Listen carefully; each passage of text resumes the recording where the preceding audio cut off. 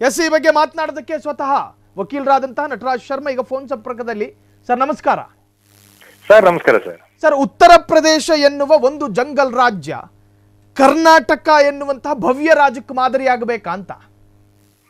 Sir ಖಂಡಿತ ಇದೊಂದು ರೀತಿಯಲ್ಲಿ ತಾವು ಒಂದು ಮಾತ್ರ ಹೇಳಿದ್ರಲ್ಲ, ನಮ್ಮ ರಾಜ್ಯ ಮೊದಲಿಂದ ಉತ್ತರ ಪ್ರದೇಶ ಅನ್ನೋದಕ್ಕಿಂತ ಹೆಚ್ಚಾಗಿ ಕರ್ನಾಟಕ ರಾಜ್ಯ ಇಡೀ ದೇಶಕ್ಕೆ ಮಾದರಿ ಆಗಿತ್ತು ಒಂದ್ ಟೈಮ್ ನಲ್ಲಿ. ಎಲ್ಲಾ ರೀತಿಯಲ್ಲೂ ಕೂಡ ನೀವು ಆಡಳಿತ ವ್ಯವಸ್ಥೆ ಆಗಿರ್ಬೋದು, ನಮ್ಮಲ್ಲಿ ನೈತಿಕತೆಯ ವ್ಯವಸ್ಥೆ ಆಗಿರ್ಬೋದು, ಅಥವಾ ನಮ್ಮಲ್ಲಿ ಸಾಮಾಜಿಕವಾದಂತ ಇದಾಗಿರ್ಬೋದು, ಎಲ್ಲವನ್ನೂ ತೆಗೆದುಕೊಂಡಾಗ ನಾವು ಸುಪೀರಿಯರ್ ಪೊಸಿಷನ್ ಅಲ್ಲಿ ಇದ್ವಿ ದೇಶದಲ್ಲಿ.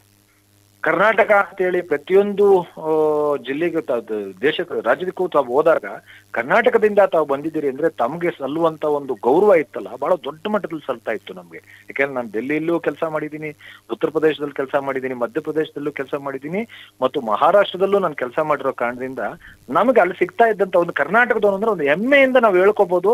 ಆ ರೀತಿಯಲ್ಲಿ ನಮ್ಗೆ ಅವರು ಗೌರವ ಕೊಡ್ತಾ ಇದ್ರು. ಬಟ್ ಆದ್ರೆ ಇವತ್ತಿನ ಒಂದು ಪರಿಸ್ಥಿತಿಯನ್ನ ನಮ್ಮ ರಾಜ್ಯದಲ್ಲಿ ನಾವು ಲೆಕ್ಕಕ್ಕೆ ಗಣನೆಗೆ ತೆಗೆದುಕೊಂಡ್ರೆ ಬಹಳ ದುರದೃಷ್ಟಕರ ಅನ್ಸುತ್ತೆ. ಯಾಕೆಂದ್ರೆ ಇತರೆ ರಾಜ್ಯಗಳು ಇವತ್ತು ಎಲ್ಲಾ ರೀತಿಯಲ್ಲೂ ಮುಂದೆ ಹೊರಿತಾ ಇದ್ರೆ ನಮ್ಮ ರಾಜ್ಯ ಹಿಂದೆ ಹೋಗ್ತಾ ಇದೆಯಾ? ಎಲ್ಲೋ ಒಂದು ರೀತಿಯಲ್ಲಿ 1947ಗಿಂತ ಮೊದಲು ಯಾವ ಪರಿಸ್ಥಿತಿಗೆ ಹೋಗ್ತಾ ಇದ್ವಿ, ಅದು ಆರ್ಥಿಕ ವ್ಯವಸ್ಥೆಯಲ್ಲಾಗಿರ್ಬೋದು, ಸಾಮಾಜಿಕ ವ್ಯವಸ್ಥೆಯಲ್ಲಾಗಿರ್ಬೋದು, ಜಾತಿ ವ್ಯವಸ್ಥೆಯಲ್ಲಾಗಿರ್ಬೋದು, ಎಲ್ಲದ್ರೂ ನಾವು ಮೊದಲು ಹಿಂದಕ್ಕೆ ಹೋಗ್ತಾ ಇದೀವಿ ಅನ್ನೋಂಥದ್ದು ಇವತ್ತಿನ ರಾಜ್ಯ ಸರ್ಕಾರಗಳ ಎಸ್ಪೆಷಲಿ ಇವತ್ತಿನ ಆಡಳಿತ ರಾಜ್ಯ ಸರ್ಕಾರದ ಒಂದು ವ್ಯವಸ್ಥೆಯಲ್ಲಿ ನಾವು ಕಾಣ್ಬೋದಾಗಿದೆ ಸರ್. ಸರ್, ಈಗ ನಿಮ್ಮ ತಾತ್ಪರ್ಯ ಬದಲಾಗಬೇಕಾಗಿರೋದು ಪಕ್ಷನೋ ಅಥವಾ ಪಕ್ಷದ ಈ ತರಹದ ನಿರ್ಧಾರಗಳು? ಸರ್, ಪಕ್ಷಗಳು ನಿಜವಾಗ್ಲೂ ಬದಲಾದ್ರೆ ಏನು ಪ್ರಯೋಜನ ಇಲ್ಲ. ಯಾಕೆಂದ್ರೆ ಪಕ್ಷದಲ್ಲಿ ಇರ್ತಕ್ಕಂತ ವ್ಯಕ್ತಿಗಳ ಚಿಂತನೆಗಳು ಬದಲಾಗಬೇಕು. ಇವತ್ತು ಏನಾಗಿದೆ, ಇಲ್ಲಿರ್ತಕ್ಕಂಥವ್ರು ಅಲ್ಲಿಗೆ ಹೋಗ್ತಾರೆ, ನಾಳೆ ಅಲ್ಲಿರ್ತಕ್ಕಂಥವ್ರು ಇಲ್ಲಿಗೆ ಬರ್ತಾರೆ. ಇದು ರಾಜಕೀಯದಲ್ಲಿ ಯಾವುದೇ ರೀತಿಯಾದಂತ ಬದಲಾವಣೆಗಳು ಆದ್ರೆ ಮನುಷ್ಯನ ಮನಸ್ಥಿತಿ ಬದಲಾಗಬೇಕು. ಎಸ್ಪೆಷಲಿ ಮುಖ್ಯಮಂತ್ರಿಗಳ ಮನಸ್ಥಿತಿ ಮೊದಲು ಬದಲಾಗಬೇಕು. ಯಾಕೆಂದ್ರೆ ಅವರು ರಾಜಕೀಯ ನೆಲೆಯನ್ನ ಕಂಡುಕೊಂಡಿದ್ದೇ ಜಾತಿ ಬೇಸಿಸ್ ನಲ್ಲಿ.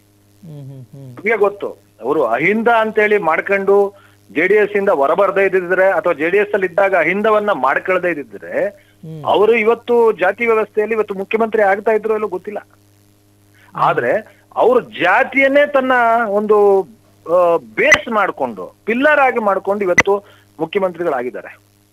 ಆದ್ರೆ ಅದನ್ನ ಎಲ್ಲಿಗೆ ನಿಲ್ಲಿಸ್ಬೇಕಿತ್ತು ಅನ್ನೋದು ಅವರಿಗೆ ಸಾಮಾನ್ಯವಾಗಿ ಒಬ್ಬ ಮನುಷ್ಯನಿಗೆ, ಮಾನವನಿಗೆ ಬೇಕಾಗಿರ್ತಕ್ಕಂಥ ಒಂದು ಜ್ಞಾನ, ಸಾಮಾನ್ಯ ಜ್ಞಾನ, ಅವರ ಒಂದು ಆ ಸಮಯದಲ್ಲಿದ್ದಂತ ಪರಿಸ್ಥಿತಿಗೆ ಅವ್ರು ಮಾಡ್ಕೊಂಡಿದ್ರೇನೋ. ಬಟ್ ಇವತ್ತು ಎಲ್ಲಾ ಸೌಕರ್ಯಗಳನ್ನ ಪಡೆದುಕೊಂಡು ಎಲ್ಲಾ ಇದನ್ನು ನೋಡ್ಕೊಂಡು ಮತ್ತೆ ಅದನ್ನೇ ನಾನು ಮುಂದುವರಿಸ್ತೀನಿ, ಜಾತಿಯಲ್ಲಿ ಉಪಜಾತಿಗಳನ್ನ ಕಂಡಿಡ್ಕೊಂತೀನಿ, ಅದನ್ನ ಮತ್ತೆ ನಾನು ಬೇರ್ಪಡಿಸ್ತೀನಿ ಅನ್ನೋಂತ ಒಂದು ಮಾರ್ಗ ಇವತ್ತು ಜಾತಿ ಗಣತಿ ಇದೆಯಲ್ಲ, ಈ ಮಾರ್ಗ ಮುಂದಿನ ನಮ್ಮ ಸಾಮಾಜಿಕ ಇದಕ್ಕೆ ಬಹಳ ದೊಡ್ಡ ಮಟ್ಟದಲ್ಲಿ ಹೊಡೆತ ಕೊಡುತ್ತೆ. ಜನರ ನಡುವಿನಲ್ಲಿ ಭಿನ್ನಾಭಿಪ್ರಾಯಗಳು ಮಾಡುತ್ತೆ. ಸಾರ್ವಜನಿಕರಿಗೆ ಒಂದು ರೀತಿಯಾದಂತ ಮುಜುಗರದ ವಾತಾವರಣವನ್ನ ಇವತ್ತು ನಾವು ಕಾಣ್ಬೋದಾಗಿದೆ. ಯಾಕೆಂದ್ರೆ ನಾನು 3 ದಿವಸದಿಂದ ನಾನು ಗಮನಿಸ್ತಾ ಇದ್ದೀನಿ ಸರ್. ಒಂದು ಟೀ ಶಾಪ್ಗೆ ಹೋಗಿದ್ದೀವಿ ತಾವು, ಇಲ್ಲ ಎಲ್ಲ ಒಂದು ಹೋಟೆಲ್ಗೆ ಹೋಗಿ ತಾವು, ಇಲ್ಲ ಒಂದು ಹೋಟೆಲ್ ಕ್ಲಬ್ ಅಲ್ಲಿ ಕೂತ್ಕೊಳ್ಳಿ, ಜಾತಿ ಗಣತಿಯ ವಿಷಯ ಬಿಟ್ರೆ ಬೇರೆ ಎಲ್ಲೂ ಯಾವ್ದು ಚರ್ಚೆ ಆಗ್ತಾ ಇಲ್ಲ. ನಿಜವಾಗ್ಲೂ ಚರ್ಚೆ ಆಗ್ಬೇಕಾಗಿರ್ತಕ್ಕಂಥದ್ದು ನಮ್ಮ ರಾಜ್ಯದ ಅಭಿವೃದ್ಧಿಯ ಬಗ್ಗೆ, ನಮ್ಮ ರಾಜ್ಯದಲ್ಲಿ ಇವತ್ತಿರ್ತಕ್ಕಂಥ ನ್ಯೂನತೆಗಳ ಬಗ್ಗೆ, ಆಡಳಿತದ ನ್ಯೂನತೆಗಳ ಬಗ್ಗೆ ಚರ್ಚೆ ಆಗ್ಬೇಕಾಗಿತ್ತು. ಅದು ಚರ್ಚೆ ಆಗೋದು ಬಿಟ್ಟು ಒಂದ್ ರೀತಿಯಲ್ಲಿ ಇವತ್ತು ಮೊನ್ನೆ ಮಾಧ್ಯಮಗಳ ಮುಂದೆ ಮುಖ್ಯಮಂತ್ರಿಗಳು ಹೇಳ್ತಾ ಇದ್ರು, ನಾನು ಸಾಮಾಜಿಕ ದೃಷ್ಟಿಯನ್ನ, ಆರ್ಥಿಕ ಪರಿಸ್ಥಿತಿಯನ್ನ, ಸಾಮಾಜಿಕ ಪರಿಸ್ಥಿತಿಯನ್ನ ತಿಳಿದುಕೊಳ್ಳಿ ಒಂದು ಸಮೀಕ್ಷೆ ನಡೆಸಲಾಗ್ತಾ ಇದೆ. 35 ವರ್ಷಗಳ ಅನುಭವ ಇರ್ತಕ್ಕಂತ ಒಬ್ಬ ರಾಜಕಾರಣಿಗೆ ಸಾಮಾಜಿಕ ವ್ಯವಸ್ಥೆಯ ಅರಿವು ಇನ್ನೂ ಆಗಿಲ್ಲ ಅಂತಂದ್ರೆ ಇದಕ್ಕಿನ್ನ ದೊಡ್ಡ ದುರದೃಷ್ಟ ನಮ್ದಿಲ್ಲ. ಇದು ನಮ್ಮ ದುರದೃಷ್ಟ ಅಂತ ಹೇಳ್ಕೋಬಹುದು. ಅಂತ ವ್ಯಕ್ತಿ 35 ವರ್ಷಗಳ ಆಡಳಿತದಲ್ಲಿದ್ದಾರೆ.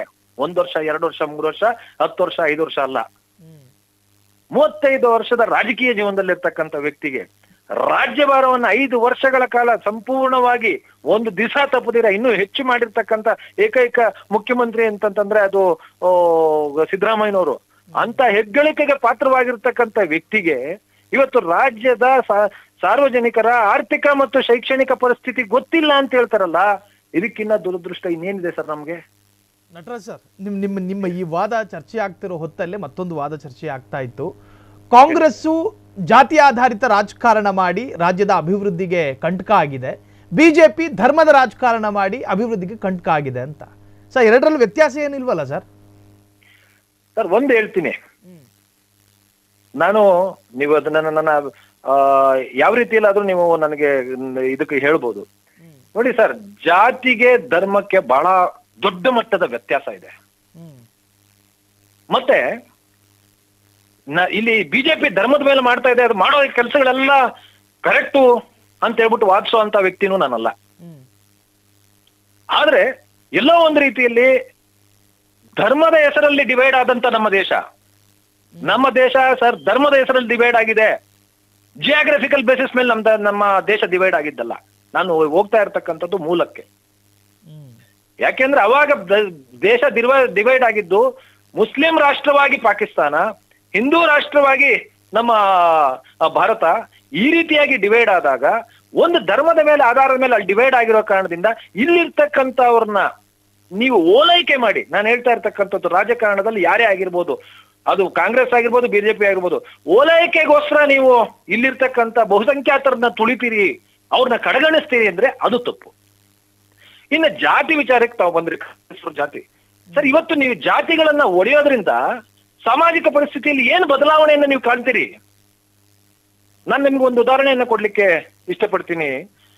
ನಾನು ನನ್ನ ಕಣ್ಣಾರೆ ನೋಡಿದ್ದು, ನನ್ನ ಒಂದು 4-5 ಕೇಸುಗಳು ಬೆಂಗಳೂರು ನಗರದಿಂದ ಬಂತು. ಕೇಸುಗಳು ಏನಂತ ಅಂದ್ರೆ, ಸರ್ ನಮ್ಮ ಮನೆ ಓನರ್ ನನಗಿನ್ನೂ 7-8 ತಿಂಗಳು ನನಗೆ ಇದಿದೆ, ಅಗ್ರಿಮೆಂಟ್ ಇದೆ, ದಯವಿಟ್ಟು ನನಗೆ ಸ್ಟೇ ತಗೊಡಿ, ನನ್ನ ಮನೆ ಓನರ್ ಖಾಲಿ ಮಾಡಿಸ್ತಾ ಇದ್ರೆ ಅಂತ.